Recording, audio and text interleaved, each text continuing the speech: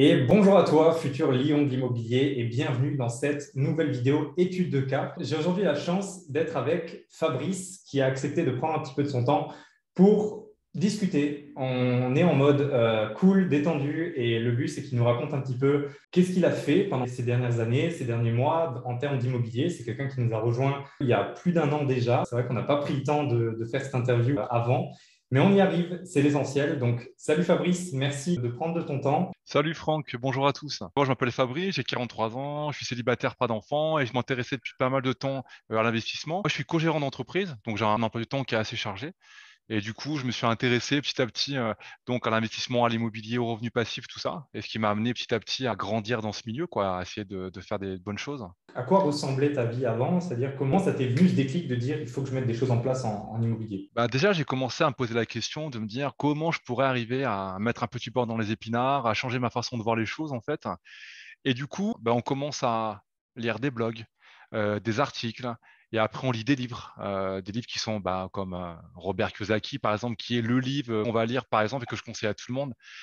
Et petit à petit, on se rend compte que bah, il y a des choses qui sont possibles et dont on n'avait pas du tout connaissance ou l'habitude de faire parce qu'on n'a pas été éduqué comme ça. Et petit à petit, on fait des webconférences chez les uns, chez les autres, et après, hop, bah, on tombe chez Franck. Et de là, bah, il s'est passé tout un tas de choses très intéressantes, quoi. Qu'est-ce que tu recherchais en fait chez nous que tu n'avais pas avant, dans les livres peut-être ou sur les webconférences, etc. C'était quoi le truc en plus qu'il te fallait en fait? Ah, bah, le truc en plus, c'est d'avoir des gens qui ont l'expérience déjà, tu vois, qui ont l'expérience et puis la façon de le véhiculer, d'avoir des gens qui sont là pour t'accompagner, parce qu'au départ, on a peur en fait d'avancer. Donc, on a besoin de quelqu'un pour nous soutenir. Ok, donc tu t'es dit il faut que je me fasse accompagner, il me faut quelqu'un qui est passé par là ou... Ouais, exactement. C'est à un moment donné, bon, j'ai envie de le faire, mais j'ai peur de le faire. Donc, comment m'y prendre? Et la seule façon, c'était de trouver quelqu'un avec qui j'ai un bon feeling, avec qui j'ai confiance, parce qu'on trouve de tout hein, aujourd'hui sur Internet avec des influenceurs ou des gars qui te promettent monts et merveilles. Donc, moi, je cherchais le feeling pour me dire, bon, allez, c'est la bonne personne. J'ai envie de me lancer, je me fais confiance et puis c'est parti mon kiki, quoi. Excellent. Ouais. Comment se sont passés les premiers mois dans Arnato et qu'est-ce que tu as pu mettre en place rapidement? Déjà, c'est la méthodologie, clairement. Là, on arrive et d'entrée, on est mis bah, dans une méthodologie qui nous permet d'être bah, beaucoup plus réactif, beaucoup plus efficace déjà, tout simplement. On a une méthode, on a une routine à appliquer. Alors, au début, c'est pas facile, hein, mais dès qu'on se met dedans, forcément, on va appliquer ça de plus en plus facilement au fur et à mesure des mois, des semaines. C'est important ce dont tu nous parles, là, cette routine, justement, tu as pu mettre en place cette routine, tu as pu définir déjà ton secteur, mettre en place cette routine de recherche. Et finalement, cette routine de recherche, ça t'a permis de faire quoi et ça a mené à quoi surtout? Alors, déjà, ce qu'il faut juste préciser, c'est qu'au départ, il y a eu un coup de fil, même plusieurs coups de fil avec toi, où on a fait un gros point. Et là, d'entrée, tu m'as mis dans le bain. Et c'était un moment qui est vachement important au départ, qui permet de mieux se structurer d'entrée, de dire voilà, il y a des points importants à respecter. Une fois que tu respectes ces points-là, voilà la méthodologie. Et toi, en fait, tu m'as aidé à avancer dans cette méthodologie-là pour être de plus en plus efficace, parce qu'au début, on fait des erreurs. Du coup, ça m'a amené à être de plus en plus confiant dans ce que je faisais, à enchaîner les visites, en fait, c'est ça. Quelles sont les erreurs, par exemple, que tu faisais? Est-ce que tu as un exemple qui te vient ou suite à certains appels, tu t'es dit, bon, ok, c'est comme ça qu'il faut que je fonctionne plutôt que comme ça ou peut-être je m'éparpillais trop avant ou... Ouais, c'est ça. Alors moi, au départ, j'avais une méthodologie qui était vachement scolaire, tu sais, à tout noter. Je sais pas si tu te souviens, à tout noter proprement, à faire des espèces de PDF qui savaient absolument rien. Alors ça, c'est un premier Je m'en truc. Le souviens de deuxième, ça. t'en souviens? Et la deuxième chose, c'était aussi où t'arrives pas à te focaliser. Donc j'ai loupé des opportunités parce que voilà, je disais non, ça c'est pas bien parce que je sais pas, il y a pas de fenêtre ou là la chambre elle est trop grande ou elle est trop petite, tu vois. Et c'est cette confiance-là au fur et à mesure du temps qui m'a amené à être dire mais en fait on est là pour régler des problèmes, tu vois, d'une certaine manière, qu'on l'a souvent dit. Petit à petit, tu te rends compte que bah, un problème que tu avais il y a 6 mois dans une recherche, bah, aujourd'hui, c'en est absolument plus un, tu vois. Donc Ok. l'expérience, en fait, petit à petit, qui nous aide à avancer, quoi. Donc ça t'a ouvert plus d'opportunités avec le temps. Qu'as-tu trouvé grâce à cette routine de recherche? Déjà, ce qu'il faut dire aux gens qui nous regardent, c'est que voilà, il faut s'accrocher, il faut faire énormément de visites, hein. Il faut pas arrêter en faire des visites. Des fois, il y a des déceptions parce qu'on s'attendait à un truc, mais ça n'arrive pas. Et après, comme on disait, moi, ce qui m'a aidé, c'est le réseau. J'ai trouvé un bien à côté de Grenoble, parce que moi, je suis de la région grenobloise, du côté de Mhm. Cessinay, pour ceux qui connaissent, en fait. Donc, un T4 qui fait à peu près 65 mètres carrés, qui était dans un état pitoyable. Et la personne m'a dit, mais c'est ça qu'il te faut. Donc, au départ, j'ai dit, t'es sûr de ton coup? Donc, on a l'occasion peut-être de voir des photos. Et puis, en partant de là, voilà, on a fait la proposition, enfin, on a fait l'offre, on a fait tout ce qu'il fallait. Et puis après, ça y est, quoi, ça a été validé. Ok. Est-ce que tu te souviens encore des chiffres? Alors, au départ, c'était un bien déjà qui était pas cher parce qu'il était pourri, hein. On parle de choses, mais voilà, ça nous parle à tout le monde. À la base, c'était un bien qui était déjà pas cher. Il était à 88 000 euros pour un T4. Je l'ai eu à 77 000. Comment s'est passée la négociation? Tu as fait une offre à 77 000, elle a été acceptée tout de suite? En fait, non, la chance que j'ai, c'est que moi, je suis dans le commerce et la personne qui fait ça, c'est un agent IMO qui a un bon client à moi. Donc, de fil en aiguille, il a vu que je cherchais des biens. Donc, il m'a dit, mais attends, mais moi, je peux t'aider, tu vois. Et du coup, c'est lui qui a vraiment fait la négo pour moi, clairement. Excellent, Tu vois, excellent. donc ça, Donc, c'était. encore d'où la force du réseau, vraiment. À ce moment-là, quand tu étais vraiment en recherche intensive, etc., de combien de personnes, d'agents immobiliers se composait ton réseau? Pour moi, il n'y a pas tant que ça, mais j'en avais peut-être une douzaine, OK. quelque chose comme Donc, ça, tu vois. une douzaine que tu relançais souvent, qui Voilà, t'appelaient. OK. c'est Donc ça, ça. c'est vraiment important ce que tu dis là. Et la force, elle est vraiment dans le réseau. Comme tu l'as dit aussi, il faut s'accrocher, des visites, il faut en faire. Est-ce que tu sais combien tu as fait de visites à peu près avant de trouver ce bien-là, justement? Au départ, tu comptes, mais après, tu comptes plus, quoi. Donc là, Ouais. honnêtement, waouh, je pourrais pas dire, avant d'avoir ce bien-là, je crois que j'ai dû en faire bien peut-être 25, peut-être entre 20 et 30, il me semble, hein. Parce que le OK. secteur est compliqué, donc C'est sur un secteur qui est relativement cher, en ouais, effet. c'est ça, donc c'est à peu près ça. Tu C'est es ça. juste dans la moyenne de ce qu'on voit. Et c'est un Mhm. truc que je répète souvent quand on est en coaching de groupe et tout ça, c'est que bah, des visites, il faut en faire. Et puis à un moment, la méthode, c'est bien, il faut l'appliquer. Mais il faut se bouger aussi. Et puis il faut sortir, il faut faire les visites. Et c'est ce que tu as fait très bien. Et donc, ce bien, 77 000 euros, donc une négo de 11 000 euros par rapport au prix affiché, ce qui est bien. 77 000 pour 65 mètres carrés, tu es largement en dessous des prix de ton secteur. Du coup, il y avait des travaux à faire. Ouais, ouais, vraiment, il y avait beaucoup de travaux. Alors, d'une façon générale, déjà, juste pour expliquer, moi, quand on a validé l'offre, en fait, c'était en tout début du Covid. Donc, ça, forcément, ça a généré des retards qui étaient complètement hallucinants, ne serait-ce que pour la signature finalement finale. Juste avant de parler des travaux, si tu peux nous faire peut-être un point aussi sur le crédit immobilier, le financement que tu as eu, peut-être les conditions du crédit, de ce qu'on a pu mettre en place, ce qui était important de mettre en place, notamment, je crois que tu as eu un bon différé, etc. Moi, par rapport à mon temps, je me suis dit, bon, est-ce que d'un côté, je m'enquiquine à visiter 14 banques pour avoir les conditions que je veux? Et encore une fois, donc, l'agent IMO qui a un ami là, il m'a dit, bah écoute, moi, si tu veux, j'ai un bon pote, c'est un très bon courtier, donc si tu veux, vous vous rencontrez. Et du coup, on s'est rencontrés, super gars d'ailleurs, c'est vraiment quelqu'un de très très bien, et j'ai décidé de lui faire confiance, et franchement, il m'a trouvé un truc. Euh, Ça se fait plus maintenant et on n'est pas beaucoup à avoir eu ce crédit-là. J'ai un crédit sur 30 ans. Excellent. 30 ans avec un différé, on est sur 24 mois, c'est un classique, hein. 24 Donc, mois différé avec intérêt intercalaire. Donc intérêt tu intercalaire, c'est as que tu payes 30 ans de crédit plus 2 ans de différé. exactement, OK, donc finalement, tu as un crédit sur 32 ans, quoi. c'est Donc, ça. alors, on précise qu'en effet, au moment où on fait cette vidéo, on est en 2022, en mai 2022. Ça, c'était il y a un an et demi en arrière à peu près. Ouais, c'est ça, ouais. Voilà, donc c'est vrai qu'on a fait un moment qu'on veut se faire cette vidéo, enfin cette interview qu'on n'a pas fait. Mais ouais, donc c'est des conditions qui ne peuvent plus vraiment se faire, bien que on peut toujours avoir du 25 plus 2, voire j'ai déjà vu même du plus 3. Ça veut dire que ça maximise ton cash flow. On va reparler de l'aspect financier après. Comment s'est passée l'obtention du prêt? C'était facile avec ce courtier? Ah ouais, ça a été, mais vraiment, il m'a fait plusieurs propositions en fait, donc avec différentes banques. Il m'a dit, très honnêtement, je te conseille de partir chez eux pour telle ou telle raison. Donc après, on sait qu'il y a des conditions toujours, hein. On le sait, il faut domicilier son compte là-bas, il faut prendre peut-être une garantie machin, une garantie truc. Mais ça a été très très très facile en fait d'avoir ce crédit-là, quoi. Tu as pu enchaîner sur les travaux, tu as Ouais. pu soutenir certaines entreprises. Bah là, c'est pareil. Encore une fois, tu vois, c'est en fait. Autant j'ai galéré pendant quelques mois, mais autant après, mon réseau, il y a tout qui est tombé du ciel, tu vois. Et tout allait super rapidement. Et donc Oh, après, l'artisan, pareil, fait partie de ce réseau-là, en fait. Donc on a commencé à regarder ce qu'on pouvait faire. Et du coup, ça s'est fait un mois après, même pas, les travaux ont commencé. 15 jours après, je crois, on a commencé à faire les travaux. bah, tu l'as dit, tu as galéré pendant quelques mois et je sais que ce n'était pas facile. Tu as dû faire beaucoup de visites, tu as dû appeler beaucoup d'agences, etc. Mais pourquoi on parle justement de cette routine d'investissement?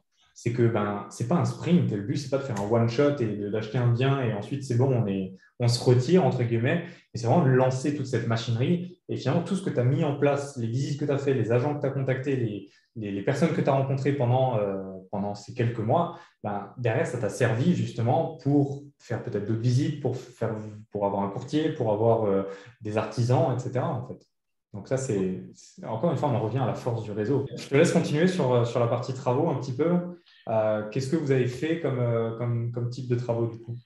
Bah, en fait, il fallait tout refaire, clairement. Il fallait voir tout le réseau électrique, donc retirer tous les fils, tout l'électricité de partout dans toutes les pièces, en fait, prises comme lampes. Il fallait refaire une grosse partie, voire quasiment toute la plomberie. Et il fallait refaire aussi une partie du gaz qui était plus du tout aux normes. Ok. Donc bah, voilà, déjà ça commence par là. Donc là, déjà, on lance des gros travaux d'électricité, quoi. Donc là, ça a pris pas mal de temps. Après, bon, là, on a délégué à un plombier. Heureusement, on a un plombier qui a été vachement efficace aussi, qui bossait vachement vite. Euh, donc on a fait l'élec en premier, lui il a intervenu après, et après il y a toutes les parties, tu sais, où il faut, bah, il y a le gros du gros, quoi, enlever la tapisserie, boucher les trous, Ouais, etc. Donc ça c'est un gros taf. Puis il y a eu Covid aussi qui est passé par là plusieurs fois, donc les travaux ouais. ont duré. Alors pour être transparent, moi j'ai commencé les travaux, c'était en juin 2020, hein, je crois, si je dis pas de bêtises, Mhm. et les travaux se sont terminés en septembre 2022, en 2021, pardon, tu vois. 2021. Ok, donc Ça a ça a mis, duré tu un vois, tout petit peu plus d'un an quand même, quoi. voilà. Ça, c'était un peu le point noir, on va dire, Voilà, c'est ça. dans l'investissement global.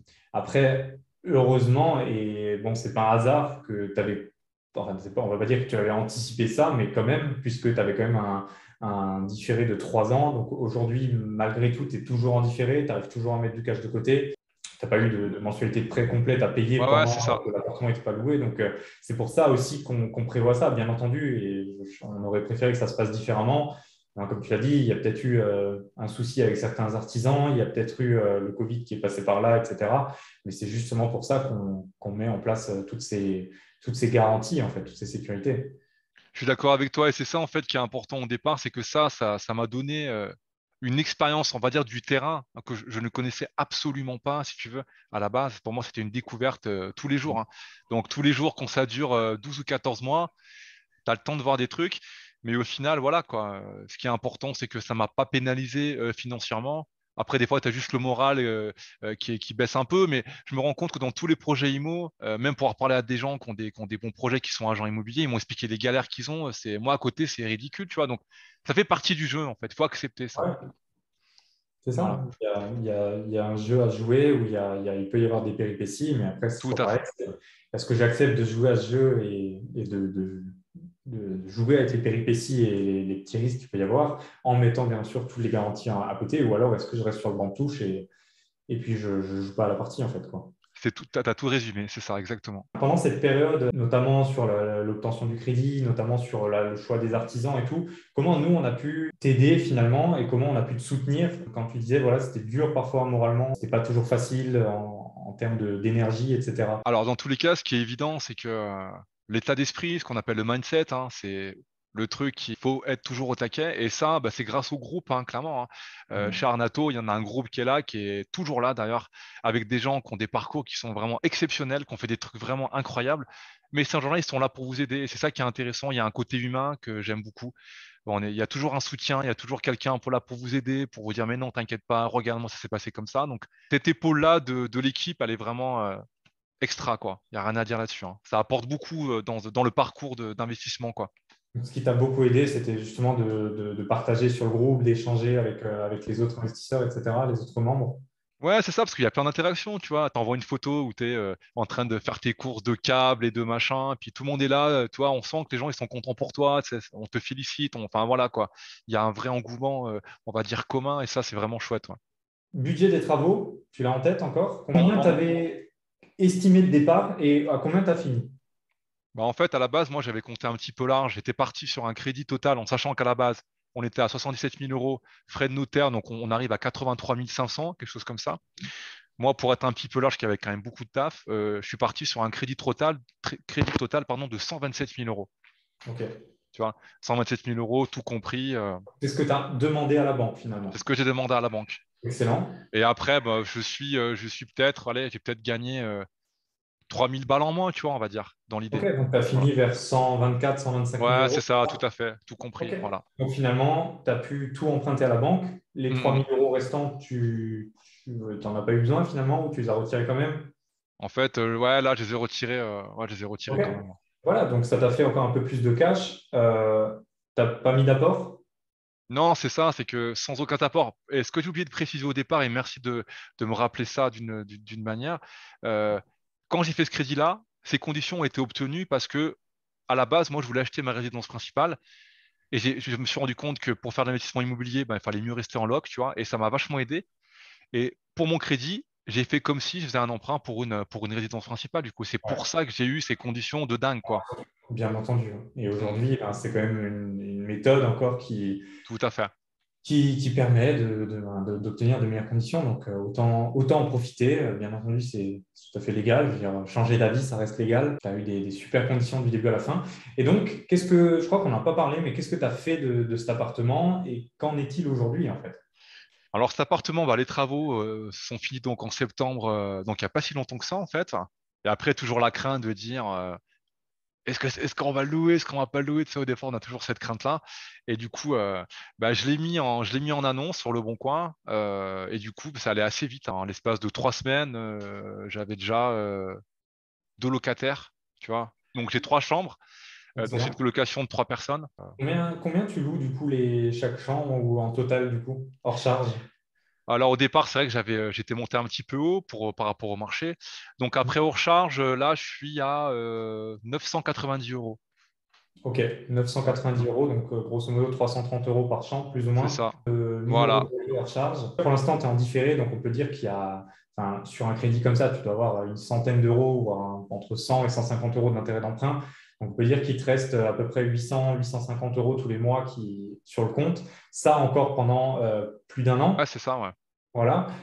Excellent. Donc ça te permet de mettre du cash de côté. Et ensuite, quels seront le montant des mensualités justement sur 30 ans là? Moi, je suis à 460 euros. Ok, donc 460 euros pour 990 de loyer, on est pas mal. En sachant que donc c'est du meublé. Donc moi, je fais donc comme d'hab, hein, loyer plus charges compris. Donc chaque locataire paye 420 euros en tout, Mhm. tu vois, 420 euros par mois. Donc le loyer plus les charges. Donc comme c'est du LMNP, donc finalement, ça change, tout rentre dans le même truc en fait, c'est ça, hein. Ouais. Il n'y a pas de différence. Donc, du coup, Ouais.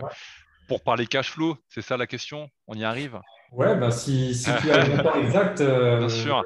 on le prend, bien entendu. Mais Bah bon, je là, vois déjà que le delta, il est énorme. Donc, ouais, c'est ça. Bah là, on est, j'attends, parce que là, on est en plein, on est en pleine comptabilité là en ce moment pour ok, moi. donc tu as Donc, vraiment les chiffres exacts du coup. Ouais. on va les avoir bientôt. Là, c'est en cours là. Mais de mon D'accord? calcul, moi, et en sachant qu'en plus on était un peu à la baisse, je suis minimum à 350 euros Ok, net, donc tu vois. 350 euros de cash flow Ouais, c'est ça. pour un investissement à 125 000 euros, 124 000 grosso modo.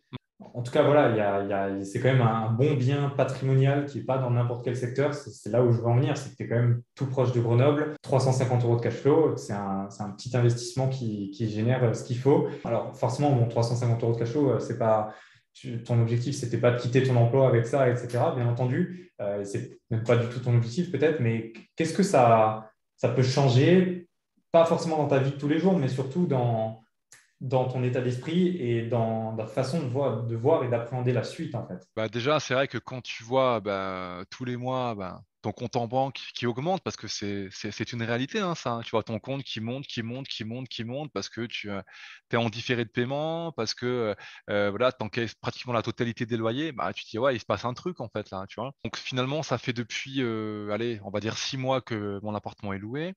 Je vais essayer de me remettre dans le bain parce que j'étais vachement pris par le taf, mais là, je souhaite vraiment, voilà, me remettre dans le bain parce que j'ai des objectifs en tête là qui sont bien précis. Il faut que j'avance, quoi. Clairement, j'ai vraiment envie de ça, quoi. Ça t'a permis de débloquer peut-être certaines possibilités ou d'élargir un petit peu le champ des possibilités que tu avais au départ ou par rapport à tout au début, avant qu'on se rencontre, etc. Ah bah ouais, complètement. Bah, ça n'a plus rien à voir. Tu as l'expérience déjà du terrain, donc tu sais un peu plus ce que tu veux. Qu'est-ce que tu aimerais dire à quelqu'un qui peut-être était dans ta position 2 ans en arrière ou quelqu'un qui se dit, ben, tiens, je vois qu'il y a un potentiel avec l'IMO, mais je ne sais pas trop par où commencer. Qu'est-ce que tu aimerais dire à une personne comme ça? Ce que j'aimerais dire à ces gens, c'est qu'il y a plein de gens qui ont envie de le faire, mais qui ont peur de le faire, mais qui, au fond d'eux, ils croient vraiment très très fort. Allez-y, quoi. Faites vraiment le. N'attendez pas plus longtemps. Si vous le ressentez vraiment le besoin de le faire, faites comme nous, trouvez des gens qui sont compétents, faites-vous accompagner, rejoignez le groupe parce qu'on a un groupe qui est vraiment extra et vous allez avancer, c'est sûr et certain. Excellent. Ça, c'est un beau mot de la fin, par contre. Mmh. Super. Ben, Fabrice, merci beaucoup pour ce petit interview. Au plaisir d'avancer encore très loin ensemble. Comme toujours, vous avez tous les liens autour de la vidéo pour aller plus loin, pour prendre un appel, pour regarder d'autres contenus de notre part. Et puis, on se dit à très vite. Merci Fabrice. Ciao, ciao, merci à tous.